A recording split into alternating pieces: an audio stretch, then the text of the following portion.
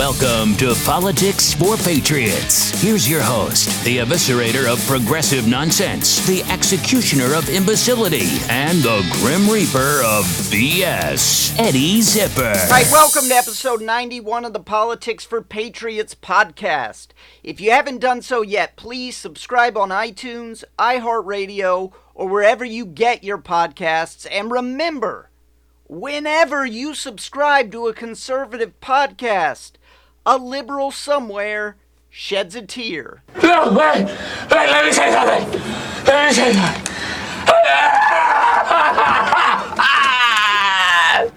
If you follow politics closely, and I imagine most people who listen to this show do, because I go pretty deep into the issues here, okay? It's not a show for people who only care about talking points and soundbite arguments.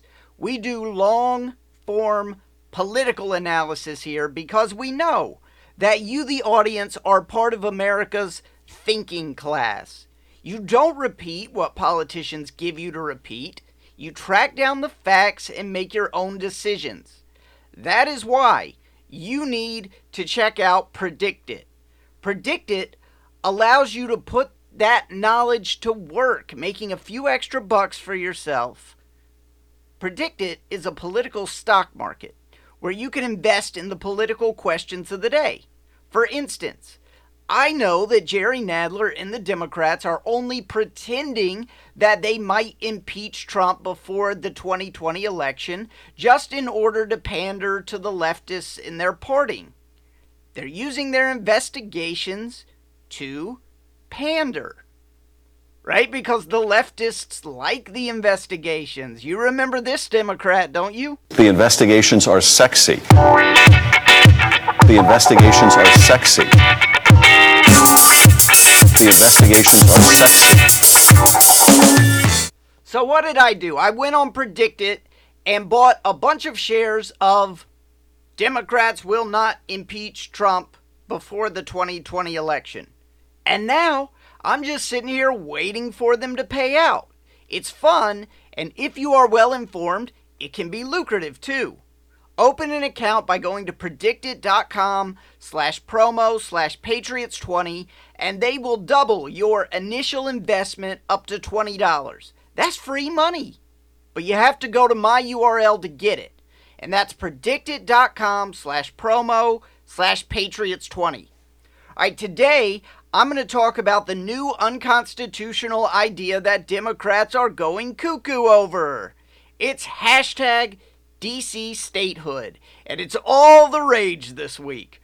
But before I get into that, I'm going to set the scene a little bit. I want to talk about where all these unconstitutional ideas are coming from. Then I'm going to tell you why DC Statehood is unconstitutional, and then I'm going to tell you the solution to all of this. It's a solution Democrats aren't going to like. Okay, so there is a group of leftists in this country that just straight up hate the Constitution. It's not a lot of people. It's not all Democrats, but it's way too many. I estimate that these leftists make up about 30% of the Democratic Party. So why does it feel like it's a huge majority of the Democratic Party? It feels like these people are everywhere, but they're not. They're just loud. The reason it feels like it's everywhere is because Democratic politicians are pandering so hard to these people and to only these people that it's starting to feel as if the vast majority of people who are Democrats don't even exist. And the whole Democratic Party is just this 30% of loud cuckoo activists. The Democratic Party has become a wrecking ball. They are Miley Cyrus in that music video where she makes out with the sledgehammer for some reason. Whenever something doesn't go their way, their solution is never to fix themselves. It is to change the system to suit them. It is to change the system to their advantage. Right? Last debate, Joe Biden says, well, we can't violate the Constitution. And then Kamala Harris, channeling her inner Lucille Bluth, says this. Executive order. Does the vice president have a point there? Some things you can, many things you can't. Let's let the senator answer. Well, I mean, I would just say, hey, Joe, instead of saying no, we can't, let's say yes, we can. Let's be constitutional. We got a constitution. And yes, we can. And good for Biden there. He stood up to her like she was a razor-wielding corn pop. But that's her answer to we can't violate the Constitution. Let's say yes, we can. Yes, we can violate the Constitution. Let's say that. Ha ha ha. Ha ha ha. Okay, here's an example. Democrats lose the 2016 election. Why can't they look at that loss and say, you know what, we're too owned by the coastal elites. We need ideas and a message that will connect with people in a middle America. Then they roll out the new message, change their image a little bit, and maybe they'll win. That's the proper solution when you lose an election, to say, oh, hey, we should have ideas that people like better. Right? They never stop talking about how much they love democracy, but they actually hate democracy. People who like democracy understand, well, that was the will of the people, so let's change ourselves to be more palatable to the people. If you loved democracy, that would be your solution. If you love authoritarianism, your solution will be, you know what? Let's change the system so that our ideas can win. That way we can go around the voters. Unfortunately, Democrats have pretty much zero respect for anyone who doesn't live on one of the coasts. They think that the people in middle America should be ruled over.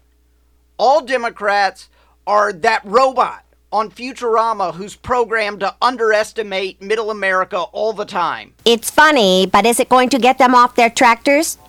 Democrats who won back House seats in 2018 did not storm their districts with slogans like, hell yes, we'll take your AR-15s. Instead, many of them ran against the National Democratic Party. They said, if you elect me, I'll vote against Pelosi for Speaker. And Pelosi became Speaker, but she really had to cut a lot of deals to get enough votes to become Speaker. It was not just easy. She didn't just fall into it. She had to cut a bunch of deals to get enough votes to become Speaker. And part of that was because so many of the new Democrats ran against Pelosi leadership. But the National Democratic Party is incapable of doing what those 2018 House candidates did to win. They cannot be more moderate. They can't do it. So instead, the solution to losing in 2016 is to get rid of the Electoral College. Hey, that Constitution thingy didn't favor us. Tear it down. And hey, while you're at it, let's let 16-year-olds vote. In short, Democrats lost a presidential election and boom, now we need 2 constitutional amendments to fix it. Oh, and on top of that, we need to impeach the Republican president who beat them. Obviously. Why don't they think, hey, we need new ideas, instead of, hey, we need to tear down everything in the Constitution so that maybe we'll win next time? It's a total meltdown. It's like Chernobyl if Chernobyl were located at the center of Mount Vesuvius. We lost! Oh my God, should we be a little more moderate? No, let's try to change the system instead.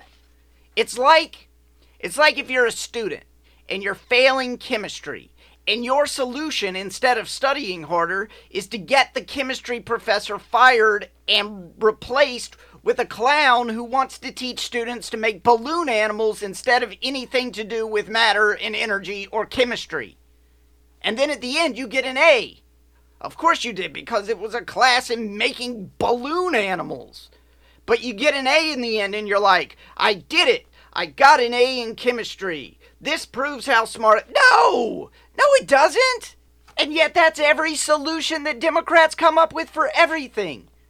Every Democrat solution is we need to replace chemistry with balloon animals. Boom! Oh, now I'm good at chemistry. That's what they did on abortion. That's what Roe versus Wade is. They think it's the best decision in the history of the Supreme Court. It's just chemistry replaced by balloon animals. Please, Someone find me the abortion clause of the 14th Amendment. I've read the 14th Amendment many times, and I've never ever been able to find the clause that guarantees the right to an abortion absolutely. The Supreme Court found it, though. All those liberals on the Supreme Court, they found it because they just decided it was there. I mean, how amazing that these leftists are able to find the abortion clause of the 14th Amendment, given the fact that they cannot find the right to bear arms clause in the Second Amendment. They're like, oh, dude, I read the whole Second Amendment. I couldn't find anything that says anything about a right to bear arms. I read the whole sentence multiple times. I didn't see it. So they can find the abortion clause in the 14th Amendment, but they cannot find the right to bear arms clause in the Second Amendment. And let me tell you something. If you can find the abortion clause of the 14th Amendment, but you can't find the right to bear arms clause in the Second Amendment, I really don't give a damn for your brand of constitutional scholarship. Oh no, Democrats have another problem. Oh no, there are more Republican-appointed justices on the Supreme Court than there are Democrat-appointed justices. So what is the solution? Is the solution that the Democratic Party needs to get its act together so that they can get someone elected president who can appoint justices, because that's who appoints justices? Should they become more palatable to middle America so that they'll have more senators? Because they lost their senators in Indiana and Missouri and North Dakota. They lost them because the party became so immoderate that nobody in those places wanted to vote for any Democrat, even though those were pretty moderate Democrats. So what's the solution? Is the solution to be more moderate and win those seats back? No, the solution is to add more seats to the court. Half the Democrats running for president right now promised that they would do that. We're going to pack the court, change the system, replace chemistry with balloon animals. And oh yeah, of course, we have to get Kavanaugh impeached. Sure, I mean, there's no evidence produced by anyone that he ever did anything wrong in the history of his entire life. But hey, someone accused him, and accusations are enough because a Republican appointed him. Plus, if we impeach him, maybe that will scare the other justices into taking our side a little more often. See, oftentimes, Democrats get their way on things the same way that a 3-year-old gets the toy that they want. If you scream in the store, and you lay down, and you kick your legs, and you flail your arms, there's a chance mommy will give you what you want just to make you shut up. Maybe it's effective. Maybe if we throw a tantrum so huge, we can make the average American feel so miserable every day that they'll vote for a Democrat in 2020 just to shut us up. This is the core principle of the National Democratic Party. If chemistry is too hard, replace it with balloon animals.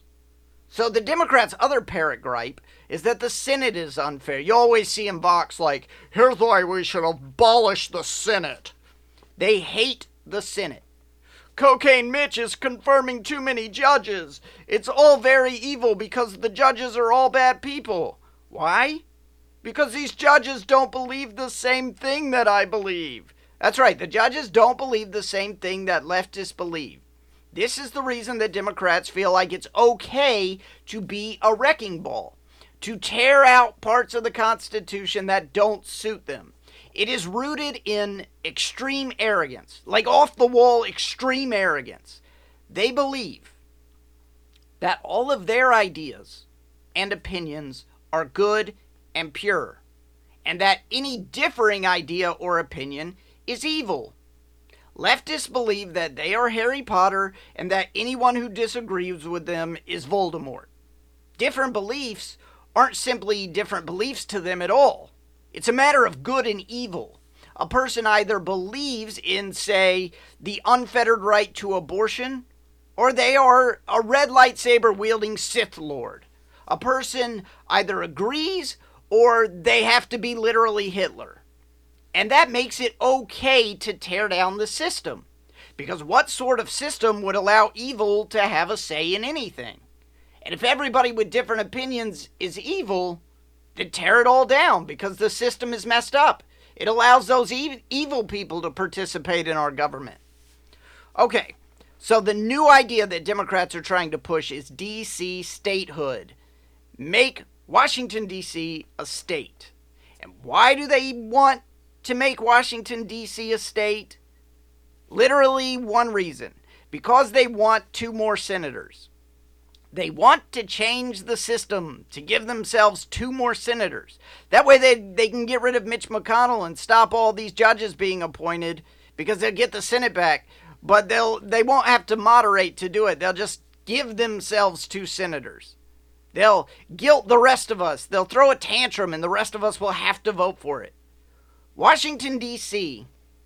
is guaranteed to elect the 2 most left-wing senators in the entire Senate every single time. Because they're not a state. They're just a little city.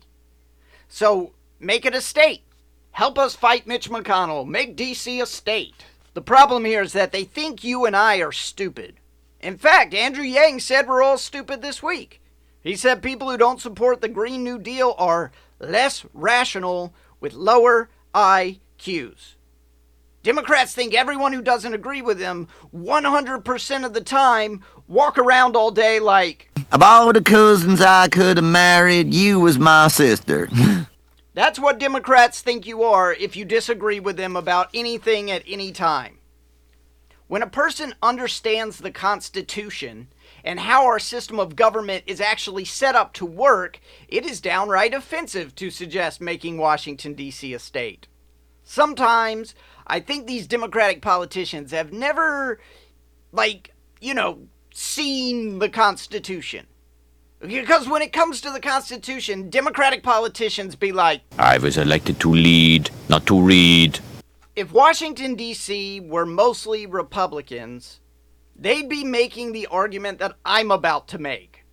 But it's not. It's mostly Democrats, so they're outraged that it's not a state. They come up with it, oh, D.C. should be a state. And then the next day, it's like, if you don't think that, you're evil and stupid and horrible. They're crazy. All right, here are some of the tweets. These are just a few. Every Democrat was out there tweeting about it. Elizabeth Warren. Washington, D.C. residents deserve an equal voice in our government. They deserve statehood now. Okay. Nancy Pelosi. There is no excuse for allowing 700,000 American citizens to go without representation in Congress simply because they live in Washington, D.C. It's time to finally grant D.C. statehood. Julian Castro. 700,000 Washingtonians pay tax. These are all the same tweet. Literally every single one is the same tweet. That's how the Democrats do. They come up with a talking point and then everybody repeats it. And the fact that everybody said it just brainwashes you into thinking that it's true, if you are a stupid person. It's an old Jedi mind trick. It was on the show last week. You don't need to see his identification. Oh, we don't need to see his identification. These aren't the droids you're looking for. These aren't the droids we're looking for. He can go about his business. You can go about your business. Move along. Move along. This is how you use the Force to control the thoughts of the weak-minded. All right, so Julian Castro, 700,000 people don't get to be real America. Kamala Harris, 700,000 people. It's the same thing over and over. D.C. has to be a state because of this. All right. Hang on, because I have a solution that doesn't involve 2 more senators. And we'll see if Democrats like my solution, which they will not. But it solves the problem in all of their talking points. 700,000 people don't have representation. Boom, I'm going to solve it.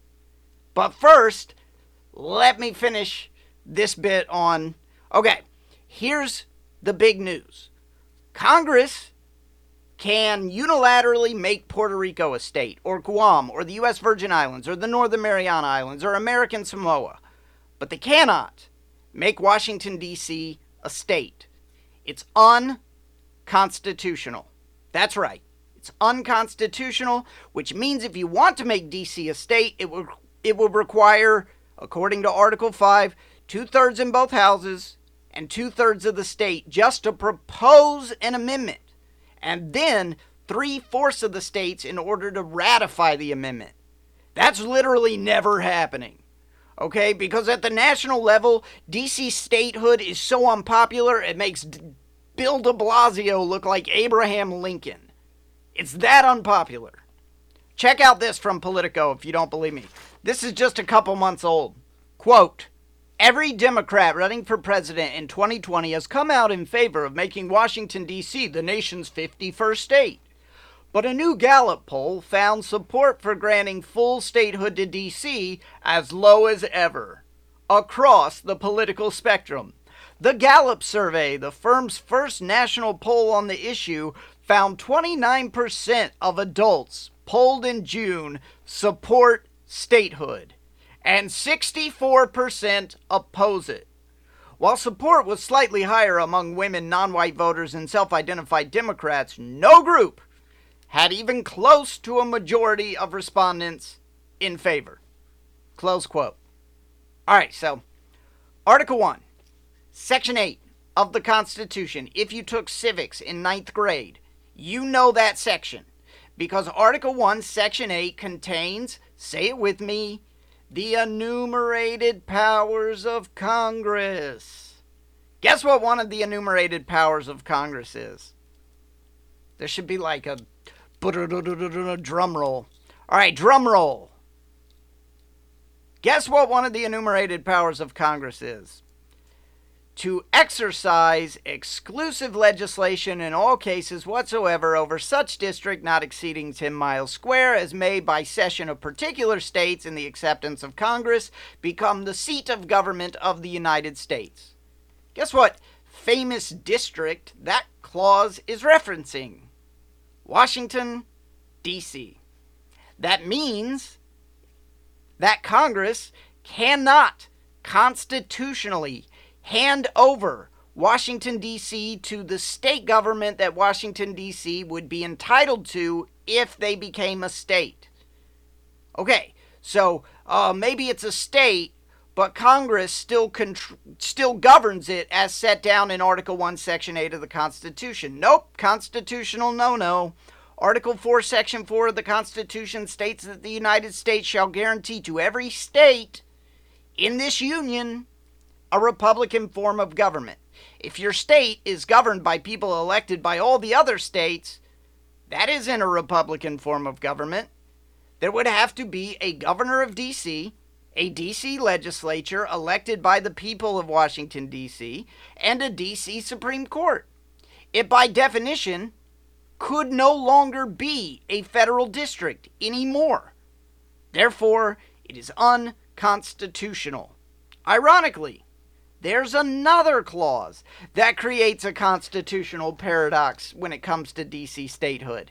And I say ironically because that clause is in the 23rd Amendment, which exists to provide electoral votes to Washington, D.C. So, if Congress made D.C. a state, that action of making D.C. a state would actually invalidate the 23rd Amendment. Why? Because the 23rd Amendment states that the district constituting the seat of government, aka Washington, D.C., can in no event have more electoral votes than the least populous state. Okay, so two things here. Number one, the implication is that D.C. is not a state. It's heavily implied in the language. It compares, it says things like, if it were a state. I mean, that's practically explicit in saying that it is not a state. But see, the constitutional paradox here, which is the next thing, because the 23rd Amendment would prevent full legitimate statehood, right? Because it says that even if their population grows big enough, they can't have more electoral votes than, say, Alaska or Wyoming or North Dakota or any of those states that just have 3 electoral votes. D.C. can't have more than them, which means it cannot have full legitimate statehood, according to the 23rd Amendment. And the reason that's a paradox is because the amendment would no longer be accurate, right? Congress does not have the power to pass legislation that makes the Constitution no longer accurate. If you're going to do something that invalidates anything in the Constitution, it requires a constitutional amendment. So even though the 23rd Amendment doesn't say that Washington, D.C. can't be a state, it doesn't say anything like that, but DC statehood would invalidate the 23rd Amendment. You can't invalidate the 23rd Amendment without a new amendment, a 28th Amendment, or if Democrats have their way, a 274th Amendment. All right, one more constitutional obstacle here. It's just fun to watch how they stack up. There's just so many. So the other constitutional obstacle here is that Washington, D.C. did not start out as its own district. It didn't just come into being.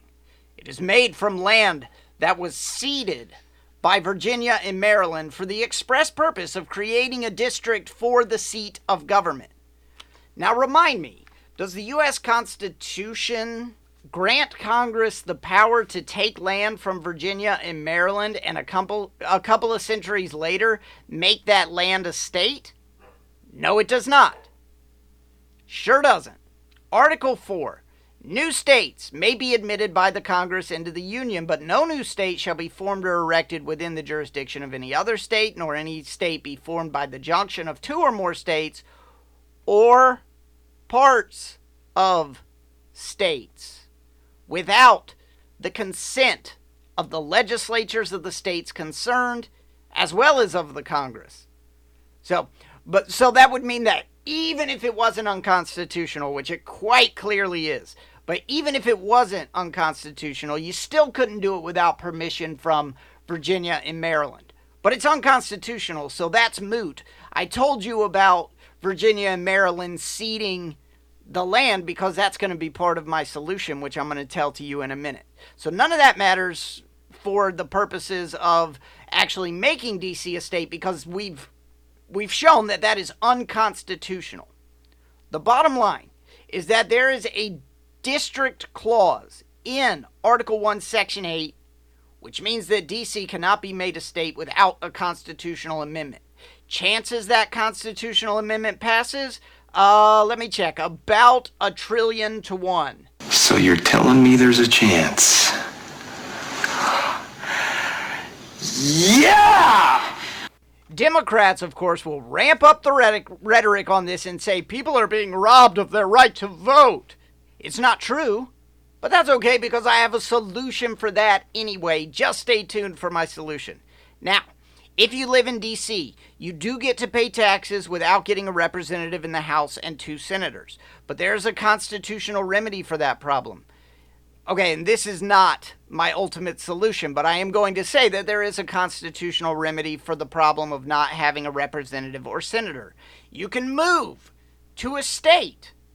I'm not being flippant. You can literally move. That's a right that you have under the Constitution. If you're a U.S. citizen, which you are if you live in Washington, D.C., or if you live in any territory of the United States, you can move anywhere in the United States that you want to. You can go live in a state. You know why you don't have any senators if you live in Washington, D.C.? Because, buddy, senators are for states and you don't live in a state. You know why you don't have a rep? Because representatives are for states and you don't have one. You are not a state. It says in the Constitution, I'm sorry. But you can move. The Constitution allows you to pick up your things and go to a state. You don't have to get a visa. You can just go. I'm sorry, but that's the solution if you're unhappy not having a representative or senator. You can move. You can move to a state. If D.C. became a state, it would immediately become the most privileged state. No state gets to hold the seat of government. It says so in my Constitution. This isn't about people's right to representation. If you want to live in a state, move a couple miles away. Because D.C. is only allowed to be 10 miles square or 100 square miles. That means you can't be anywhere in D.C. that's more than 5 miles from a state. So move to a state. Move 5 miles down the road if you want senators and representatives. Or understand what you are sacrificing by living in the district composing the seat of government and just deal with it. Okay, but here's the solution that I'm willing to offer up. I guarantee Democrats won't like it because they don't actually care about people being disenfranchised. They don't actually care about taxation without representation. They care about 2 new Democrat senators. But how about this? Here's the offer that I'm willing to put on the table. Why don't you amend the Constitution? That's what you have to do to make D.C. a state anyway. You will never succeed at that. So why don't you try a constitutional amendment that you actually can succeed at? Why don't you do this? Why don't you amend the Constitution to allow D.C. residents who live in the land that was ceded by Virginia to be districted into Virginia? Why don't you let them? Would they draw the new districts? Let's draw that portion of D.C. into Virginia's districts. And the D.C. residents who live on land ceded by Maryland, let them be districted into Maryland when we redraw the districts. And let them go and vote in Virginia or Maryland Senate races. Then they won't be disenfranchised anymore. Oh my God, I solved the problem without giving the Democrats 2 brand new senators. Am I a genius? What is going on? He's got a higher IQ than any man alive. It's the better solution because, see, then no state owns the seat of government. But at the same time, nobody is left with taxation without representation. If that was the part Democrats cared about, 700,000 people, 700,000 people. We all know the population of Washington, D.C. because it's in every Democrat's tweet. 700,000 people. Taxation without representation. You know what? I do care about that. It's a lie that D.C. statehood is the solution to that. If you just district those people into Virginia and into Maryland, then guess what? They'll be represented. And we'll get to maintain the very important element of keeping the federal district, the seat of government, out of any of the states. But that solution will be a no-go for Democrats because it doesn't give them 2 brand new shiny Senate seats to fill with the most far-left senators in the entire Senate. But I'll tell you what, I'll bet you could get enough support for that plan to meet the Article 5 requirements of the Constitution. But Democrats will reject that plan entirely. They want those 2 new Senate seats. That's all this is about. That's all they care about. When D.C. statehood fails, don't say that I didn't have a solution for the 700,000 people. Don't say that I want them disenfranchised, because I have a solution that protects the seat of government. Their solution doesn't protect the seat of government. Mine does. Don't forget to get free money by going to predicted.com/promo/patriots20.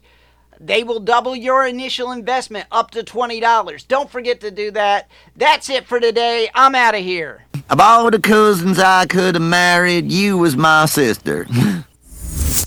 You just listened to Politics for Patriots with Eddie Zipper. Email the show at patriots@eddiezipper.com. And please subscribe.